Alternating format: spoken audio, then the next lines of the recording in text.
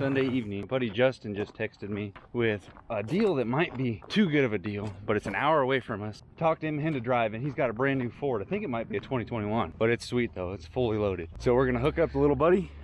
I got an envelope and we'll see if we can make a deal on this thing. Let's rock and roll. I'm kind of excited about this. It's a kind of stupid purchase, but it looks cool. We're in a bit of a hurry, so we took off. Didn't film nothing. But this is my buddy Justin's. He's got that crew cab Ford with the Cummins in it, old one. And this is his brand new 2021 Lariat Power Stroke, and it's pretty freaking nice. Got the little buddy back there, topping off fuel. We got about a 40-minute jog to this new truck. Hopefully the guy hasn't sold it yet, because it's an awesome deal. The guy lives out in what used to be the sticks. A nice fire went through it. Didn't even think about putting the camera up a second ago. The big lake that's down the hill is bone dry and growing a little bit of grass. Dude, that's rough. You imagine your property just looking like that? Imagine that? You'll imagine that also? No. Anyway, so it's got a half mile. It takes us 10 minutes to go out this little sketchy dirt road. And we're hoping that the truck didn't go through this fire. It looks a little cow printed. So our fingers are more than crossed at this point because everything has been burnt. We just saw several vehicles up front that got burned and houses. And what was the house there? House right there gone. House back there gone. It's a nice road to bring your new truck down. I bought a key and I brought the jump pack out there. It just ran out of time. I hope you can turn around here, to be honest with you. Yeah, no, somebody's painted it. I think this guy was lucky enough not to have everything get burned up. Doesn't really make much sense. That's kind of a nice truck.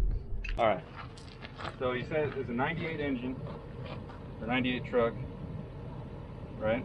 Yeah. So 98 12 valves shared a thing with 98 24 valves and 99, so it would be a 53 block. I don't see 53 on the side. But if we look, it is the later block, but I don't see 53 on it.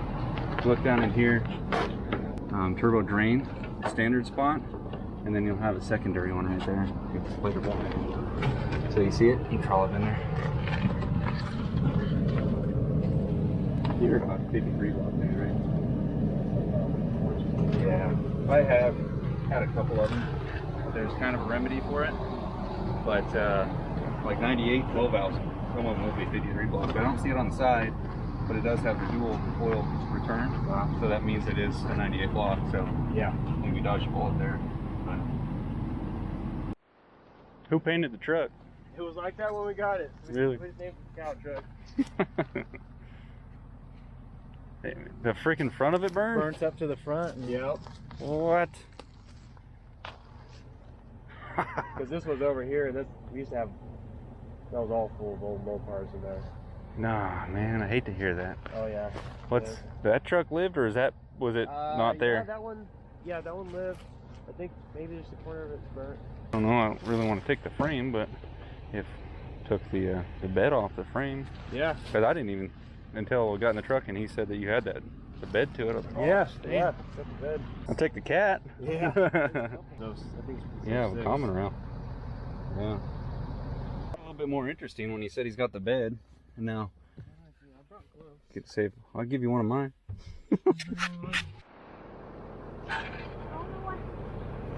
So this side's got a different fold.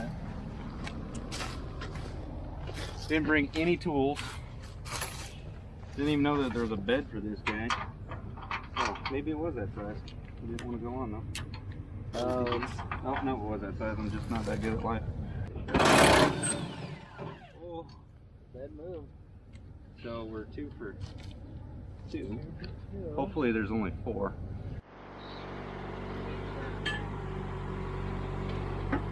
Smell that old John Deere fire.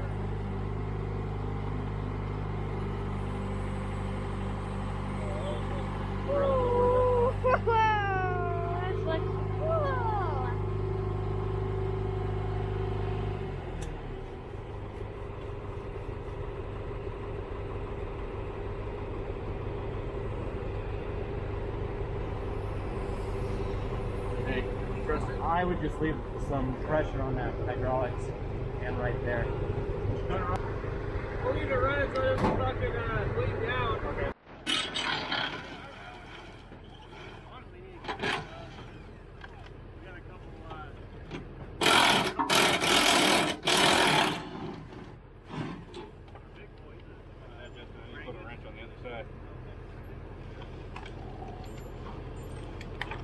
We're working for this one, huh? Right? Yeah. Yeah. Yeah. Explain a little backstory on what's going on here. Like you heard me say, we didn't know that the bed actually was there and came with a truck, but this is about a half-mile away from where the pickup was parked. We planned on just a turn and burn, winch a truck onto the trailer, get on out of there. But then they said they had the bed, so we go up there. It's still connected to the original 1966 frame. So we got lucky. Every one of the bolts came out with the impact. We didn't have any issues with it. It was just absolutely lucky. So now this old boy's got to drive back down to the bottom of the hill. This old backhoe. He's got a couple candle power headlights and a flashlight. Yeah, that was quite a bit of work. That ate up more than an hour of our time just getting that bed off there, but I think it was well worth it because it looks a lot more complete having a bed, not a flatbed. I only burned 7 minutes of footage. It is, oh, come on phone, get on cue. Almost 10:30. We got the truck loaded up. See if the old Power Stroke gets us out of here. Didn't you get yourself a new pair of gloves there, Hoss? Yeah. What a deal. What a deal. Oh, man, I'm sorry about your truck. I'm dirty. It's midnight now. Little cameraman, camera woman. See you later. That was quite the adventure. Let's not do that every Sunday night. We'll take an hour-and-a-half job and turn it into a 7. Thanks for driving. Oh yeah. You come look at this. You guys made it this far in the video? You should have, because this is where it gets interesting. We learned this truck. So check out bbeltandson.com and subscribe to the channel. We're aiming for 100,000 and we're really close. See if we can get that beyond the end of the year. Hit them buttons. I had enough stuff to talk about, but I lost interest. Alright, walk over here. Let's talk about this thing. The most difficult rescue that we've ever performed, and it happened to be, we left at dinner time on a Sunday night. Didn't get back till breakfast time, pretty much. That was one hell of a rescue. We would have been out of there with no issues, except for we really wanted to have the bed. In the photos, it showed that it had a flatbed on it, and the flatbed probably weighed more than the truck. It was super bulky. It didn't really match, and neither does this bed, because it was a short bed, extended cab, running gear underneath it. So that bed, we're gonna have to extend the frame. But how we got this on there,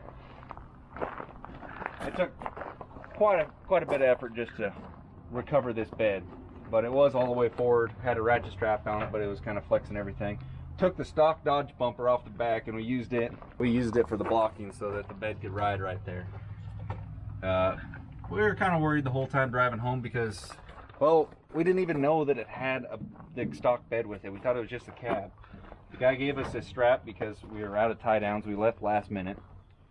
But the truck had been in their name for quite a few years. In 1966, D200. It says 100 on the grill, but that's not right.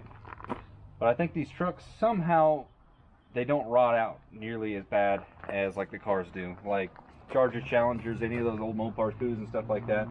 They're so low, they're always rotting out. And even this was two-wheel drive, this is the only real cancered spot on the truck. Cows have been pushing on this, have been sitting out in the pasture for a while. But what's really cool about this thing is the running gear.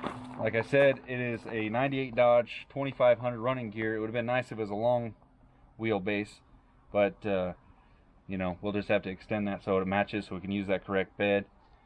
And there's cool things that underneath of it. It's nice to actually recognize this stuff because it's got the updated steering, it's got the steering stabilizer, and funny things that you wouldn't really notice if you're not you know, like a second gen nut is telltale sign right here that it's a 98. It's got the box tubed cross link in the front, not just C channel garbage.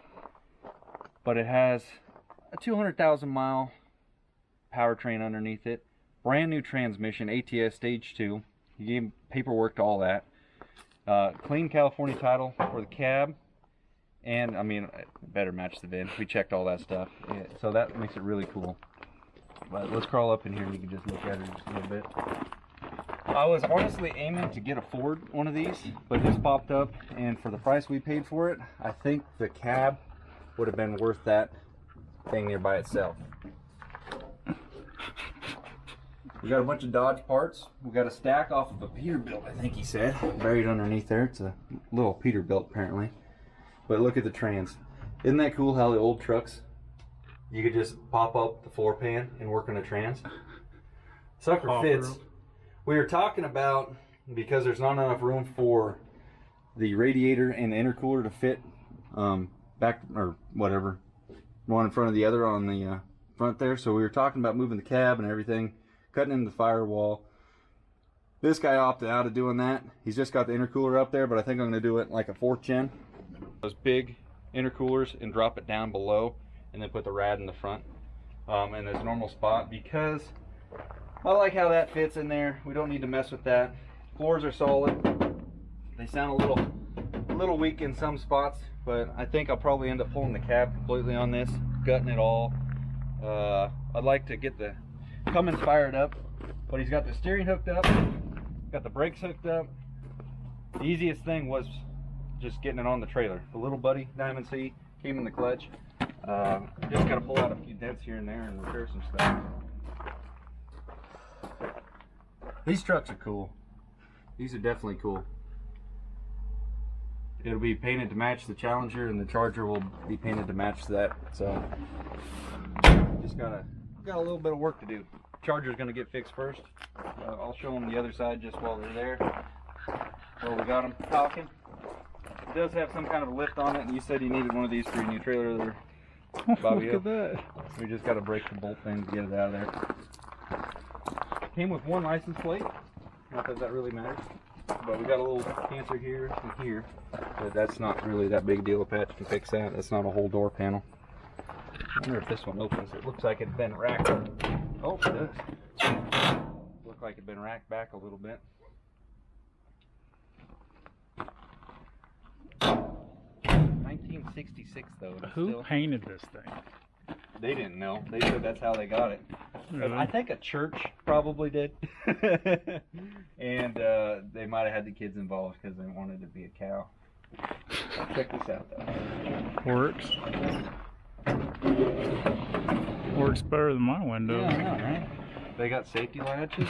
That's There's one on the back door too. I guess they had trouble with the doors flying open, or people just wanted to get out of the Jesus truck.